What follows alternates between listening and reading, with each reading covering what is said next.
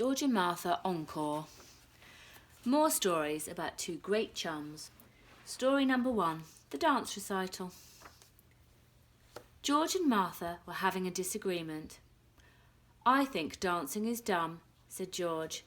"Dancing is not dumb," exclaimed Martha. "Dancing is fun, and if you don't come to my dance recital, I'll be very angry." So, of course, George went to Martha's recital. "I'm going to hate this," he said to himself. But what a surprise for George! Martha's dance of the Happy Butterfly was so impressive. "Dancing looks like fun," said George.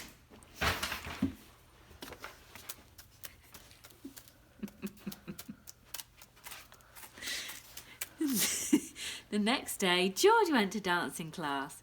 "You see," said Martha, "dancing is fun." Very soon, George was in his own dance recital. Martha said that his Mexican hat dance was the best she had ever seen. The second story, the French lesson. George went to Martha's house for his French lesson. "Bonjour, Martha," said George. "Bonjour, George," said Martha. George sat next to Martha on the sofa. "How do you say 'give me a kiss' in French?" asked George. "You say 'Voulez-vous m'embrasser?'" answered Martha.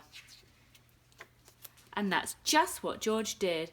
"Tee-hee," said Martha. "I knew you were going to do that." Story number 3, the disguise. George decided to dress up as an Indian. "This disguise will really fool Martha," he chuckled. "She'll never recognise me." But Martha wasn't fooled a bit.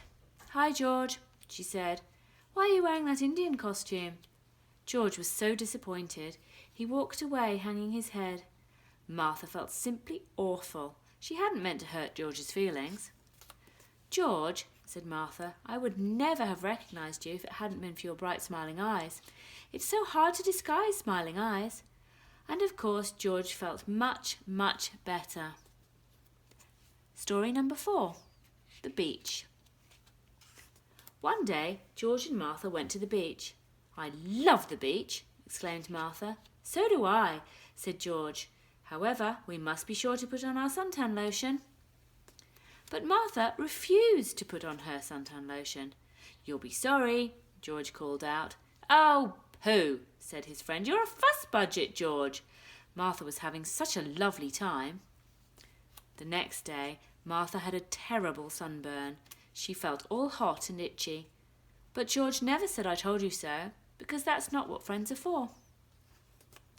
The last story, the garden. Martha was so discouraged. Her garden was an ugly mess of weeds. "I just don't seem to have a green thumb," she sobbed. George hated to see Martha unhappy. He wanted so much to help.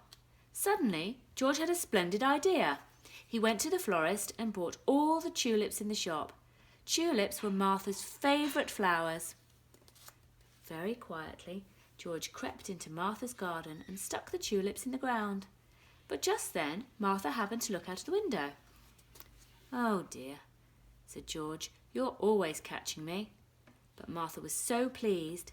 "Dear George," she said, "I would much rather have a friend like you than all the gardens in the world."